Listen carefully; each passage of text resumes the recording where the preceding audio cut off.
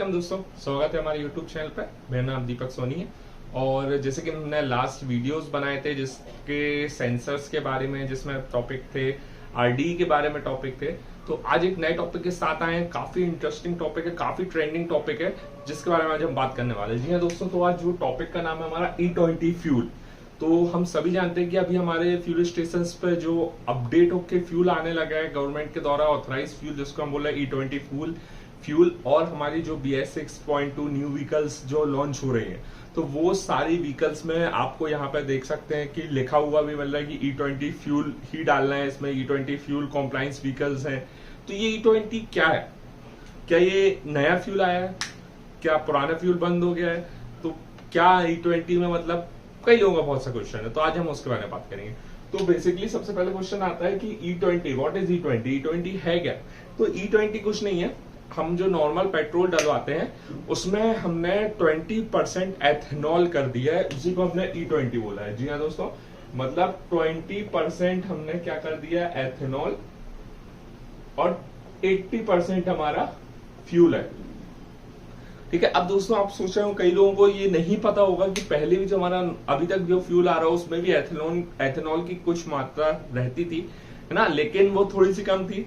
7 से 10% approx ethanol हमको देखने को मिलता रहा। अब जो पुराना फ्यूल हम यूज करते रहे, बस वही क्वांटिटी हमने बढ़ा के 20% कर दी है। ठीक है। अब दूसरा सवाल आता है कि वाई E20 की हमें जरूरत क्यों पड़ी? क्यों नॉर्मल फ्यूल से काम नहीं हो रहा था? देखो दोस्तों, आप ये चीज देखिए कि हम BS सेगमेंट में आगे बढ़े। BS1, BS2, BS3, BS4, BS6, BS 6.2। तो BS भारत स्टेट जो इमिशन नॉर्म्स है वो हमने क्यों बढ़ाया? उसका मेन पर्पस क्या था? ताकि इमिशन कम से कम हो सके, हमारा एटमॉस्फेयर जो पॉल्यूटेंट है वो एटमॉस्फेयर को हानि ना पहुंचाए, एनवायरमेंट हमारा इको फ्रेंडली हो। ठीक है। साथ ही साथ हमारे ह्यूमन हेल्थ पर भी इफेक्ट ना पड़े। तो उसको ही देखते हमने क्या किया है, E20 फ्यूल को लाया। अब E20 फ्यूल में हमने देखा है कि यहाँ पे एथेनॉल हम 20% कर रहे हैं। ठीक है। अब E20 फ्यूल की हम बात करते हैं कि एडवांटेज की। E20 फ्यूल क्यों आया, ये तो मैंने आपको बता दिया, इमिशन नॉर्म्स को कवर करने के लिए। ठीक है। अब E20 फ्यूल का एडवांटेज क्या है? ऑब्वियस सी बात है, अगर कुछ एडवांटेज है तो ही हम चाहेंगे ना कि वो आए। तो सबसे पहले जो एडवांटेज है दोस्तों, यहाँ पे आप देख सकते हैं, ये क्या है कि प्रॉपर तरीके से जलता है। प्रॉपर तरीके से इसमें कार्बन इमिशन की वैल्यू जो नॉर्मल फ्यूल में 50% तक हम E20 में कम कर दे रहे हैं, क्योंकि ये प्रॉपर बर्न होता है तो कार्बन इमिशन निकलने के चांसेस थोड़े से बहुत हद तक कम हो जाते हैं। ठीक है। तो जिसकी वजह से एनवायरमेंट फ्रेंडली होता है। पहला एडवांटेज तो इसका ये हो गया, जो कि सबसे इंपॉर्टेंट है। ठीक है। मेन पर्पस इसका यही है। अब दूसरा पर्पस ये आता है कि एथेनॉल जो है नॉन रिन्यूएबल सोर्सेस है, एक एडवांटेज ये हो गया। तीसरी चीज, अभी तक जो हमारा फ्यूल होता था वो हम बहुत हद तक इंपोर्ट कराते थे दूसरे देशों से, तो हमने एथेनॉल की मात्रा बढ़ा के हमने कोशिश ये करी है ताकि जो फार्मिंग है उनको भी थोड़ा सा बेनिफिट्स मिल जाए। और हमारे पास ये एथेनॉल किससे मिलकर बनता है? गेहूं से। ठीक है। साथ ही साथ ये गन्ने से मिलकर बनता है। तो इसमें प्रॉफिट क्या हो जाता है हमारा कि ये हमारे पास ऑलरेडी अवेलेबल है, तो इसलिए इसको नॉन रिन्यूएबल सोर्सेज भी बोला गया है। तो इस कारण से हमने एथेनॉल की मात्रा इसमें बढ़ाई। अब यहाँ पे बात आती है, क्या इसमें कुछ डिसएडवांटेजेस भी हैं? जी हाँ दोस्तों, इसमें थोड़े से डिसएडवांटेजेस भी हैं। ऑब्वियसली बात है, हर चीज में कुछ ना कुछ प्रॉस होते हैं तो कहीं ना कहीं कॉन्स भी होते हैं ना, पॉजिटिव और नेगेटिव दोनों चीजें होती हैं।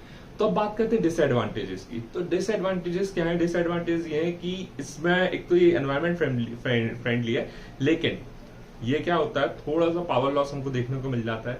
ठीक है। माइलेज आपको कम मिलेगा एथेनॉल 20 फ्यूल में as compare to normal fuel में, है ना। कार्बन एमिशन तो ठीक है, प्रॉपर तरीके से चल रहा है, लेकिन आपको पावर लॉस देखने को मिल जाएगा इसमें। एवरेज थोड़ा सा पुअर मिलेगा। एवरेज जो मतलब 5 से 7, जो आपको अगर कोई व्हीकल 15 का एवरेज दे रही थी, हो सकता है वो एवरेज 12 का दे। ठीक है। कोई व्हीकल अगर आपको बाइक अगर 60 का एवरेज दे रही थी, तो हो सकता है वो 55 का दे, 54 का दे, है ना। इस पर भी वर्क चल रहा है। अब दूसरी चीज, दो और एडवांटेज क्या, डिसएडवांटेज क्या है? एथेनॉल में क्या होता है, इस फ्यूल में ये लॉन्ग स्टोरेज फ्यूल नहीं है, तो इसकी वजह से इसमें कोरोजन मींस जंग लगने के चांसेस है। तो अब ये तो एक डिसएडवांटेज हो गया, लेकिन हमने क्या किया है, ऑब्वियसली बात है, अगर हम कोई चीज लेके आते हैं तो उस पर वर्क करते हैं, गवर्नमेंट काफी सोचती है, तो अब जितनी व्हीकल जो भी मैन्युफैक्चरर्स हैं व्हीकल्स के, तो वो इस पर वर्क करेंगे, है ना। मीन्स जैसे BS 6.2 आया तो BS 6 आया, तो हमने उसके हिसाब से सेंसर, इंजेक्टर, सारी चीजें मॉडिफाई की है ताकि वो उसको कंप्लाई कर सके। वैसे ही हमने क्या किया, अब जो E20 फ्यूल आएगा तो उसको कंप्लाई करने के लिए भी हमने क्या किया, कुछ मॉडिफिकेशन करे कार और बाइक्स में। सबसे पहली चीज जो मेन बेसिक्स मॉडिफिकेशन है वो फ्यूल लाइन सिस्टम में हमको करने पड़ेंगे, फ्यूल टैंक में करने पड़ेंगे। हो सकता है फ्यूल टैंक में हमें कोटिंग चेंज करनी पड़े ताकि वो स्टोरेज कैपेसिटी बढ़ जाए। ये क्या होता है, E20 फ्यूल नमी को एब्जॉर्ब करता है बहुत जल्दी, तो इसलिए ज्यादा टाइम स्टोरेज होने की वजह से खराब हो सकता है। तो उसके अकॉर्डिंग हमको कुछ चेंजेस करने पड़ेंगे। तो ये चेंजेस हमने करे फ्यूल लाइन में, फ्यूल टैंक में, फ्यूल इंजेक्टर में। स्पेसिफिक E20 फ्यूल के लिए हमने इंजेक्टर्स भी अपग्रेड किए हैं, तो वो आगे जाके हमको देखने को मिल सकता है। अब बात आती है कंपैरिजन का। तो कंपैरिजन नॉर्मल फ्यूल से मैंने आपको बता दिया था, जो पावर पिकअप वगैरह है नॉर्मल फ्यूल में थोड़ा सा ज्यादा मिल जाएगा, इसमें थोड़ा सा कम हो जाएगा क्योंकि ये एनवायरमेंट फ्रेंडली है। ठीक है, जैसे कि आप जानते हैं इको मोड में भी अगर हम कोई गाड़ी चलाते हैं तो हमको वहां पे पिकअप थोड़ा सा कम मिलता है, तो उसको कंप्लायंस करने के लिए बेटर ये है कि वो थोड़ा सा ज्यादा नहीं, बहुत कम पिकअप इफेक्ट पड़ेगा आपको। साथ ही साथ माइलेज पे भी थोड़ा सा आपको इफेक्ट पड़ जाएगा। ठीक है, इस फ्यूल में हो सकता है आगे जाके वो चीज ओवरकम हो जाए, लेकिन अभी जितनी इंफॉर्मेशन मेरे पास है उसके अकॉर्डिंग ये चीज है।